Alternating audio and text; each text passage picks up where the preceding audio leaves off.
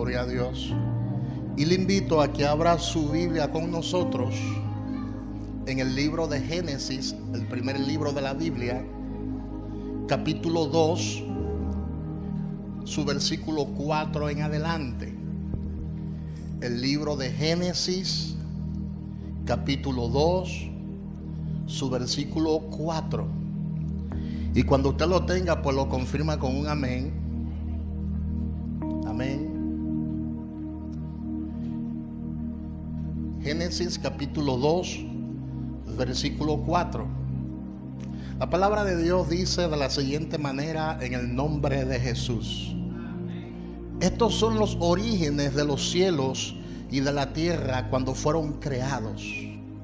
El día que Jehová hizo la tierra y los cielos, y toda planta del campo antes que fuese en la tierra, y toda hierba del campo antes que naciese, porque Jehová Dios aún no había hecho llover sobre la tierra, ni había hombre para que labrase la tierra, sino que subía de la tierra un vapor, el cual regaba toda la faz de las tierras.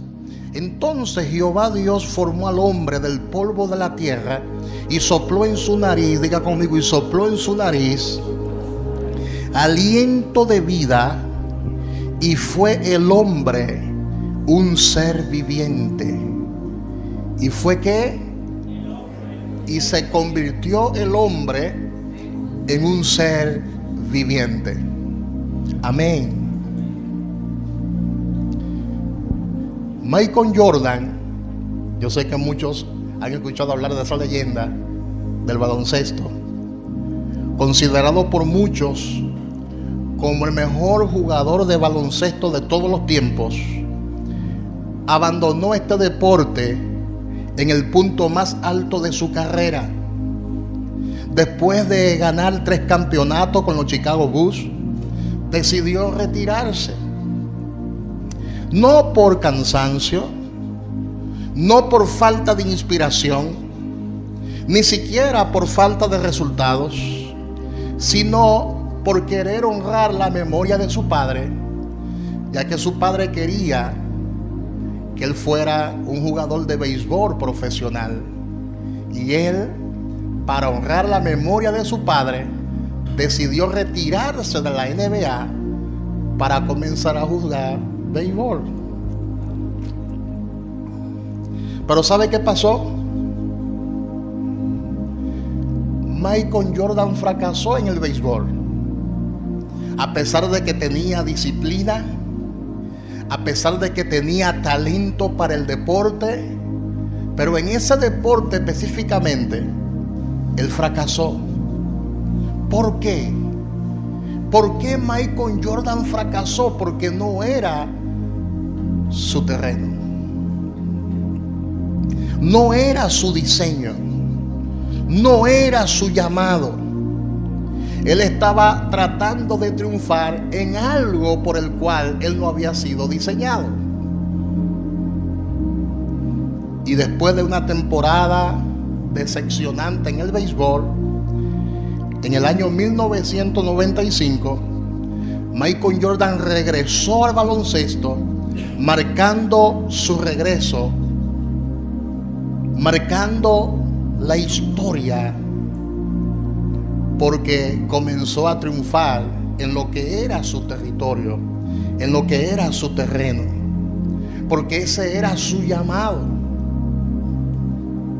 ese era su diseño. Amén. Y marcó la historia. Su regreso marcó el inicio de una segunda etapa gloriosa en el baloncesto, ya que él ganó 3 campeonatos.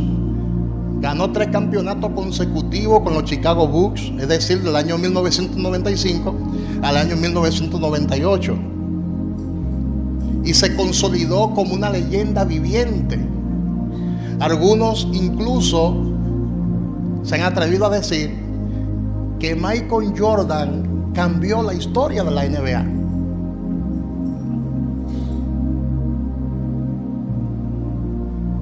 Ahora, ¿por qué? Porque comenzó a ejercer su llamado.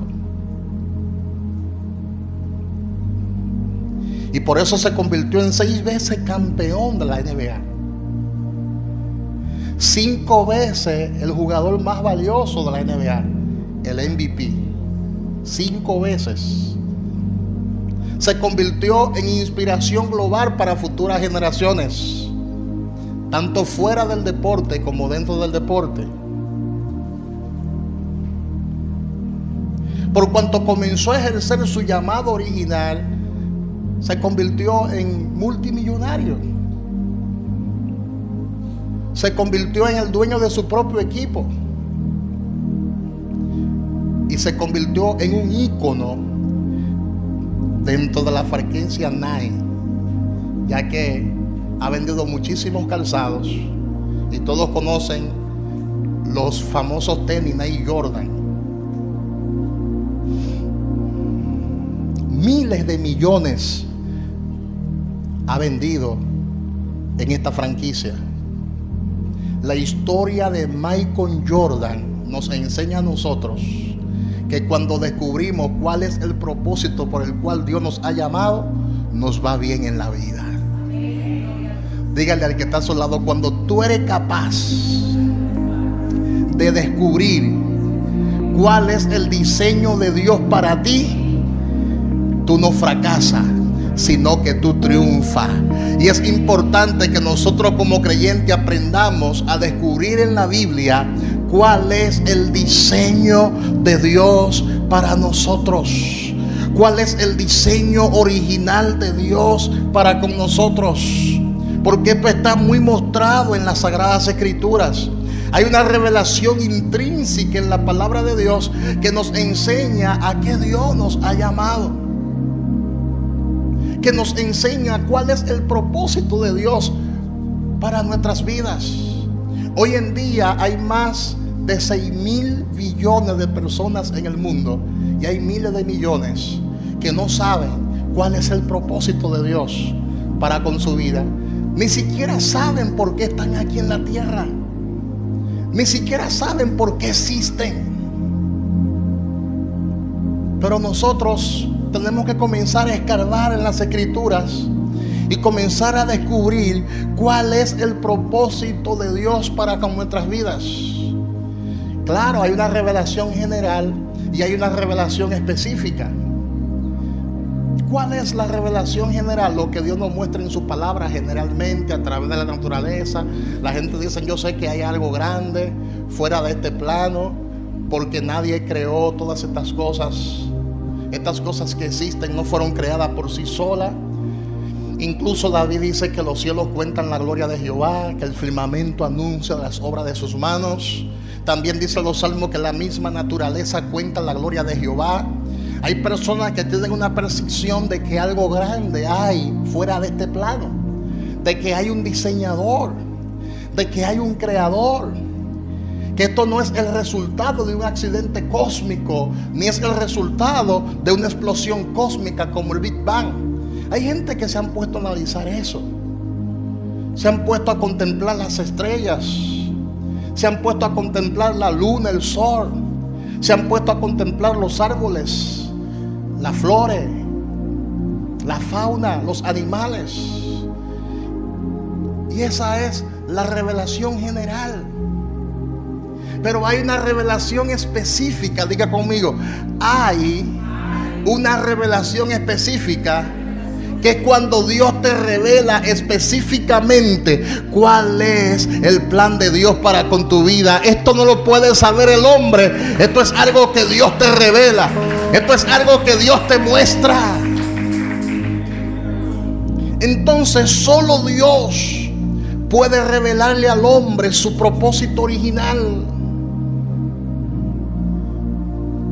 Solo Dios puede revelarnos a nosotros su propósito original, a fin de que cada uno de nosotros viva para cumplir con ese propósito. El propósito de la vida es una vida con propósito. Si usted no descubre cuál es el propósito específico para ti, tú estarás existiendo en este plano, pero no estarás viviendo. Hay muchas personas que están respirando, se levantan en la mañana, se lavan los dientes, se desayunan, van a su trabajo, pero al no descubrir cuál es el propósito específico de Dios para con su vida, ellos están existiendo, pero no están viviendo. Porque uno comienza a vivir cuando descubre cuál es el plan específico de Dios para mí. Todos tenemos un llamado. Todos fuimos llamados por el Señor para cumplir un propósito. Ahora, no todos estamos llamados a cumplir el mismo propósito. Claro está, hay visiones que son generales. Por ejemplo, id y hacer discípulos a todas las naciones. Ese es un mandato para todos nosotros. Y ese es un propósito. Predicar la palabra a todas las naciones. Hacer discípulos. Dar por gracia lo que por gracia hemos recibido. Todo eso sabemos que esos son metas, trabajos, propósitos que son generales para todos. Y son aplicables para todos. Ahora, ¿no te gustaría descubrir cuál es el propósito específico de Dios para ti? ¿Cuál es el plan de Dios para ti? ¿Qué es lo que Dios quiere que yo haga en este plano terrenal, en mi existencia? Porque si usted no logra descubrir eso específicamente, entonces nunca te sentirás satisfecho. Nunca te sentirás satisfecha. Porque lo mejor en esta vida es estar seguro de que estamos haciendo la voluntad de Dios. ¿Cuántos dicen gloria a Dios? Díganle al que está a su lado, tienes que cumplir con el propósito específico de Dios para con tu vida. Ahora bien, si usted no descubre cuál es ese propósito específico, entonces ¿cómo usted lo va a cumplir? Es importante esa pregunta.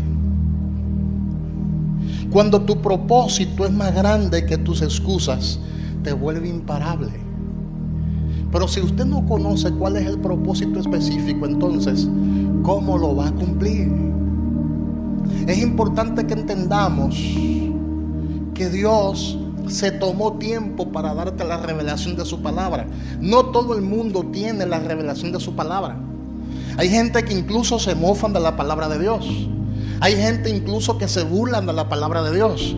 Hay gente, a pesar de su intelecto, que no entiende lo que la palabra de Dios establece, dando a entender que si usted conoce la palabra es porque Dios te la ha revelado, y con ella te ha revelado su plan, y con ella te ha revelado su propósito. ¿Cuál es el propósito original de Dios para con nuestras vidas?